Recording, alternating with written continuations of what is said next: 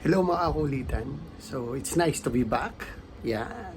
At medyo matagal na akong hindi nakagawa ng video. Pero ngayon gagawa ako ng video.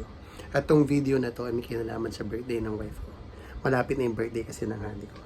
So, susurpresahin natin siya. So, actually, ganito yung istorya. No? Parang may dalawa akong gift. Tapos, yung ibibigay ko sa kanyang una is ito. Yan. Power bank. Ito yung parang gusto niyang charger na babanggit niya sa akin to. Yung parang 3-in-1. Yan, yung pwede yung iPhone, sabay-sabay sila.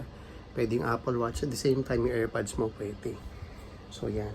So yan yung una niyang marireceive. Tapos dun sa parang masasabi natin na mas special na araw na, siguro the next day ko na to ibibigay. Ito naman siya. The Manila Diamond Studio.